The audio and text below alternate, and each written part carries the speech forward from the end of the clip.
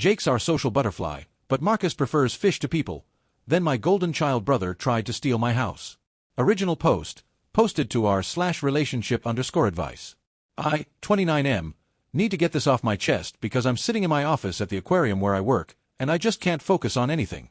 I'm the senior curator at a mid-sized public aquarium, and while I love my job more than anything, I've been struggling with something that's been eating at me for years. My whole life, my parents, 56M, 54F, have called me antisocial, and my older brother Jake, 31M, the people person. It started when we were kids. Jake was the one who played team sports, had tons of friends, and could charm anyone.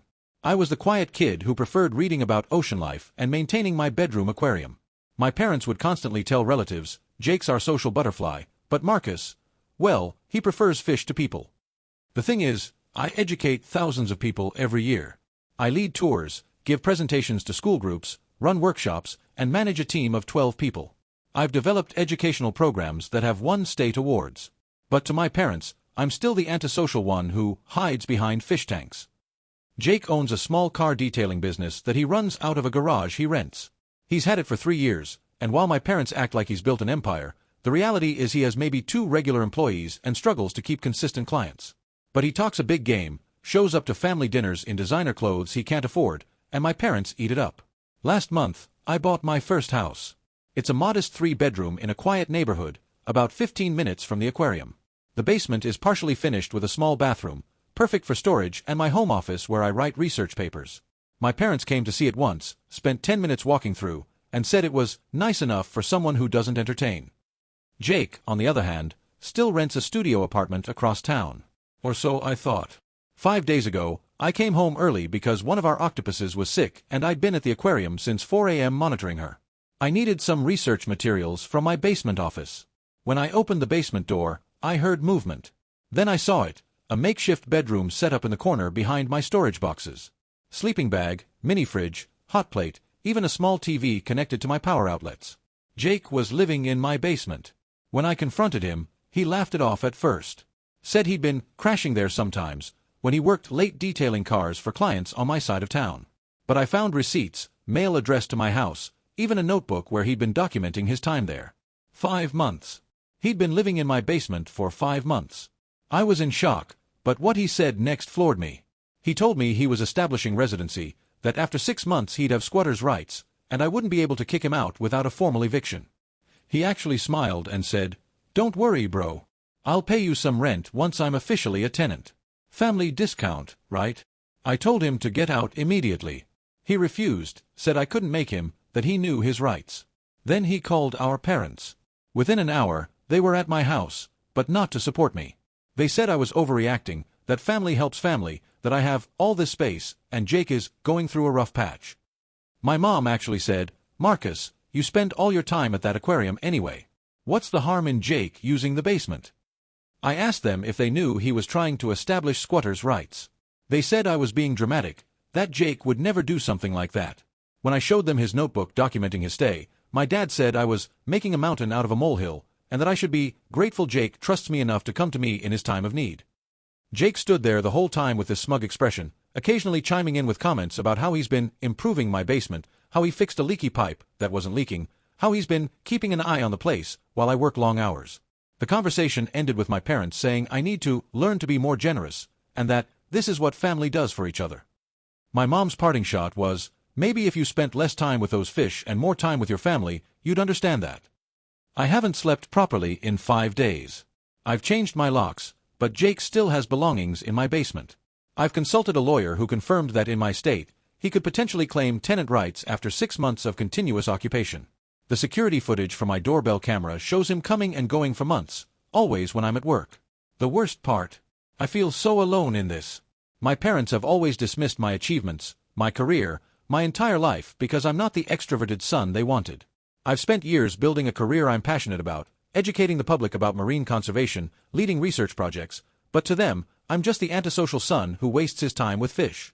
And now Jake is literally trying to steal my home, and they're taking his side. I don't know what to do. Part of me wants to just let him have the basement to avoid the family drama, but I worked so hard for this house. It's my sanctuary, my safe space after long days at the aquarium. The basement is where I write, where I research, where I can finally be myself without judgment. Am I wrong for wanting him out? Am I really being antisocial and selfish like my parents say? Update 1, posted 3 weeks later. I wanted to thank everyone who responded to my original post. Your comments gave me the courage to take action, and boy, do I have an update for you. After consulting with my lawyer and reading all your advice, I realized I needed to act fast. Jake had been living in my basement for 5 months, and I couldn't risk him reaching the 6-month mark. But I also knew that simply trying to evict him would turn into a lengthy legal battle with my entire family against me. Then, something interesting happened at work that gave me an idea. We'd been dealing with a situation in our reef tank where we discovered a toxic algae bloom. It's not uncommon in aquarium settings, but it requires immediate professional remediation to prevent it from spreading and potentially creating dangerous conditions.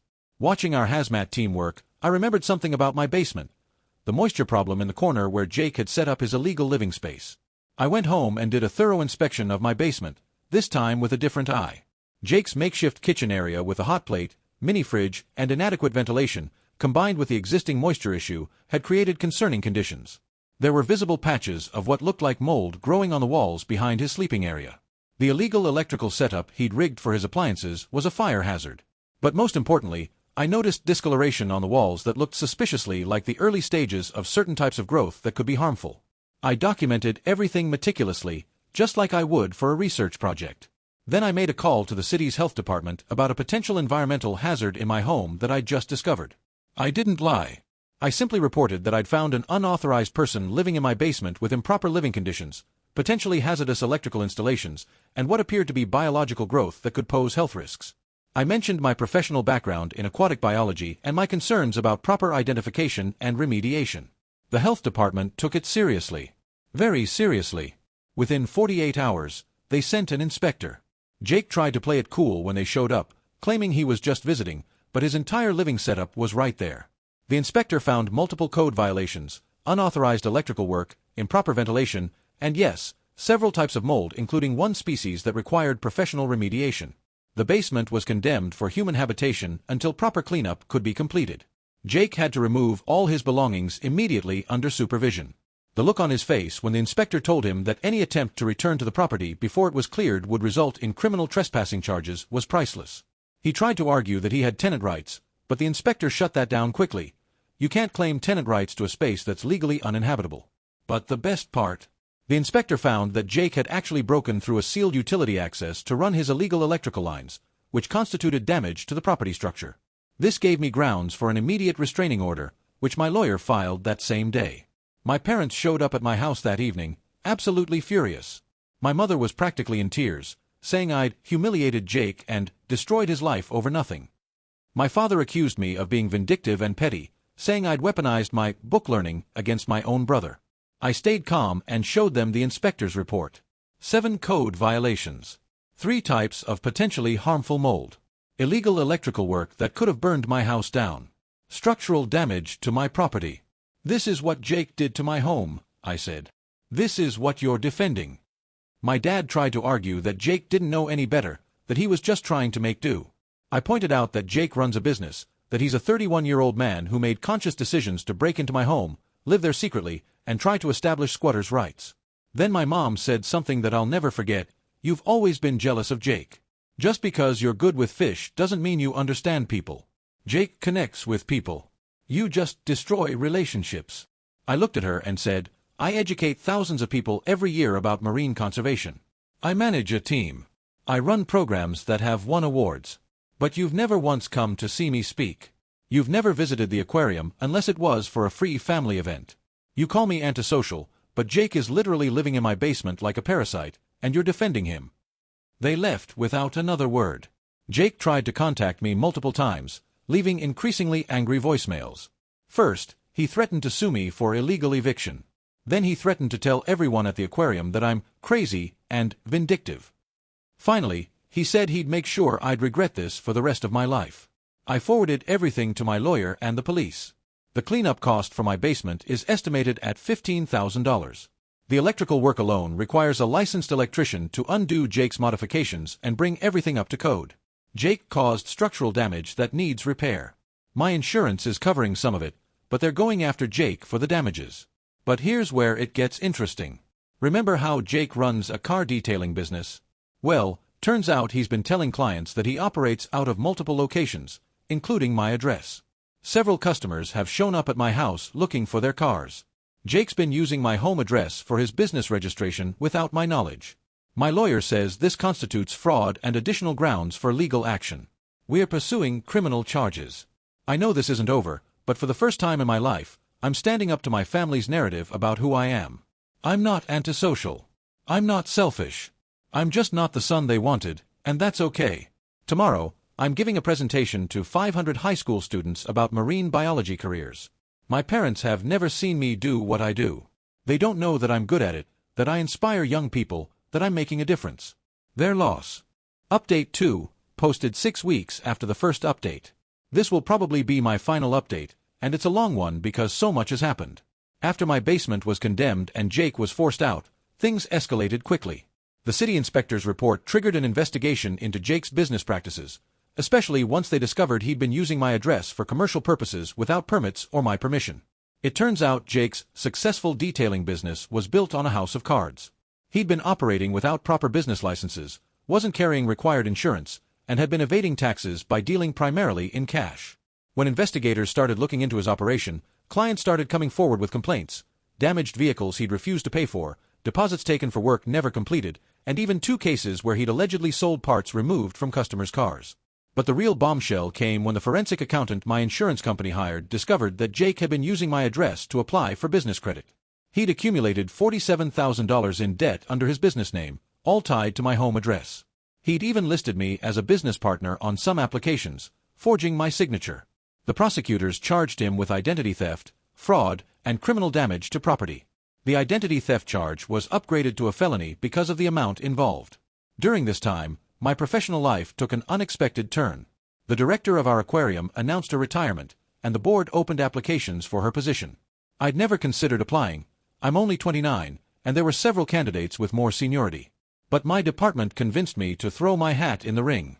I spent 2 weeks preparing my application, highlighting the educational programs I'd developed, the research I'd published, and the grants I'd secured for the aquarium. I proposed a new vision focused on conservation education and community engagement, including partnerships with local schools and universities. The interview process was intense, 5 rounds including a public presentation. For my presentation, I chose to speak about building bridges through marine education, connecting communities to conservation. I talked about how public aquariums aren't just about displaying fish, they're about creating connections between people and the natural world, inspiring the next generation of environmental stewards. 200 people attended my presentation, including several board members, major donors, and surprisingly, a reporter from our local news station who'd heard about the presentation through social media. I got the job. At 29, I became the youngest aquarium director in our state's history. The news article about my appointment went viral in marine biology circles. I received congratulations from colleagues across the country, including several renowned marine biologists I'd only dreamed of meeting. My parents found out through Facebook when someone shared the news article. Meanwhile, Jake's world was collapsing. His business shut down after his arrest.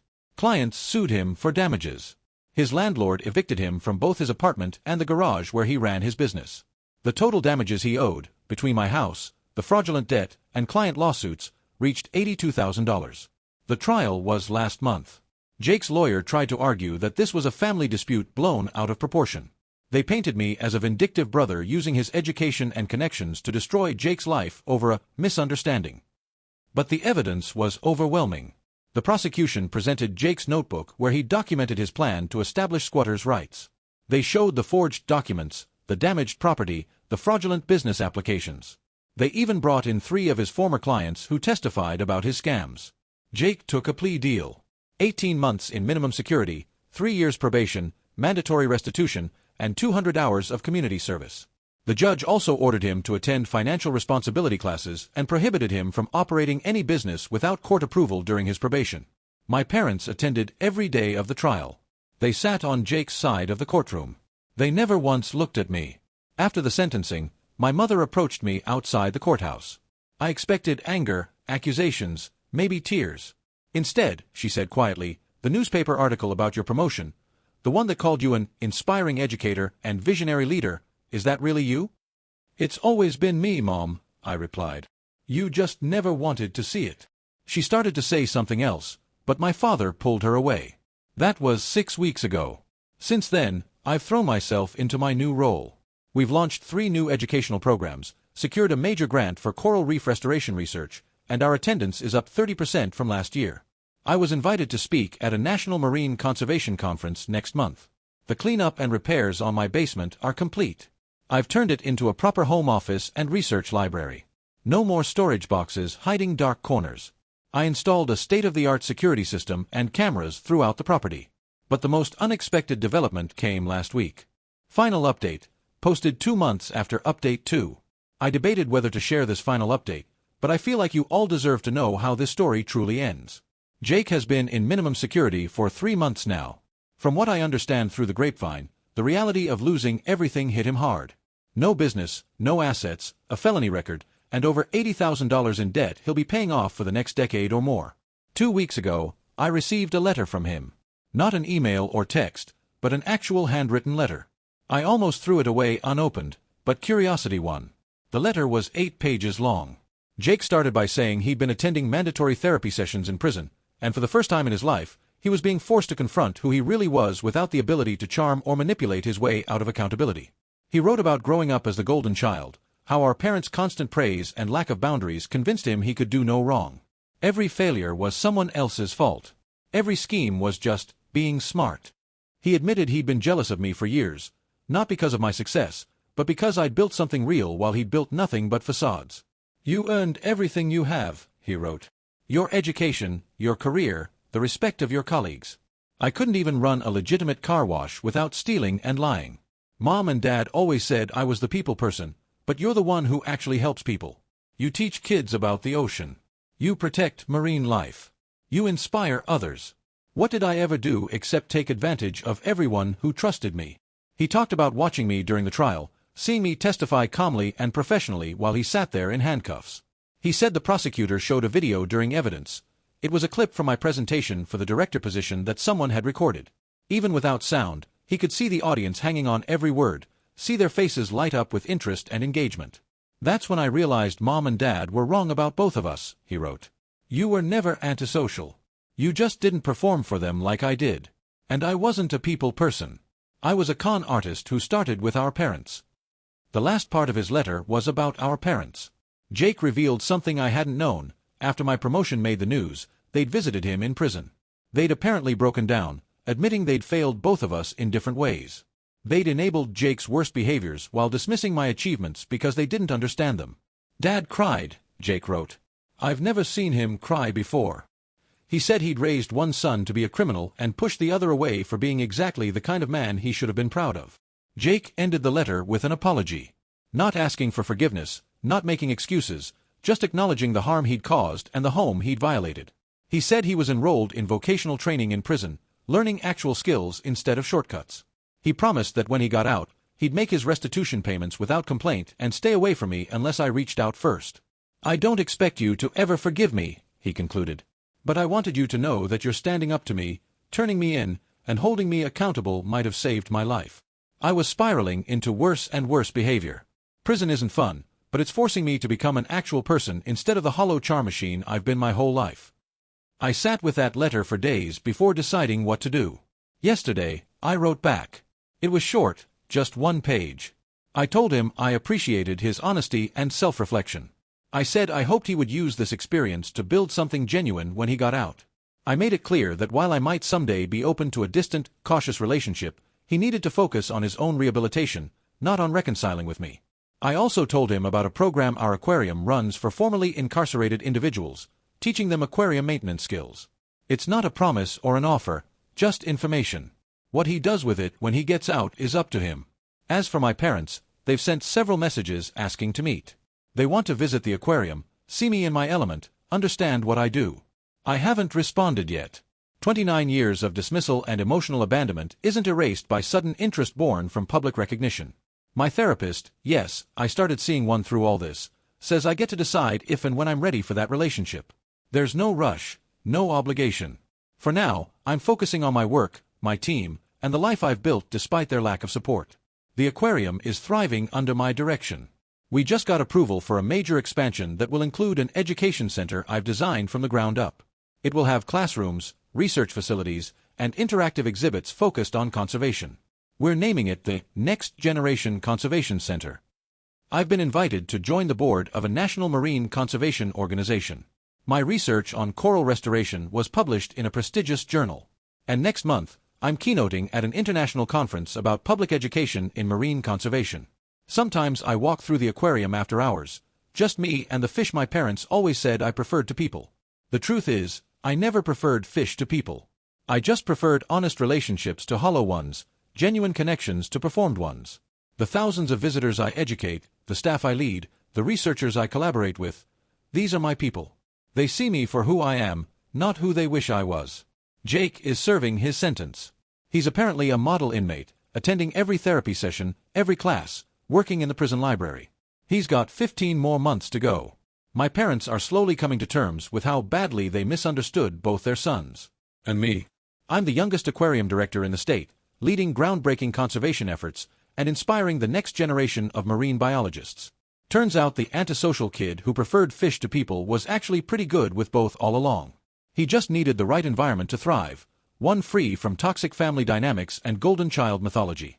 The basement is now my sanctuary again, filled with research papers, marine biology texts, and plans for the aquarium's future. Sometimes I think about those 5 months Jake lived down there in secret, plotting to steal my home. It seems like a lifetime ago. The restraining order remains in effect until Jake completes his probation. The house is secure, my career is soaring, and for the first time in my life, I'm not trying to earn anyone's approval. I'm just being myself, the marine biologist, the educator, the leader, the man who stands up for himself even when his entire family stands against him. And that's enough. It's more than enough. It's everything.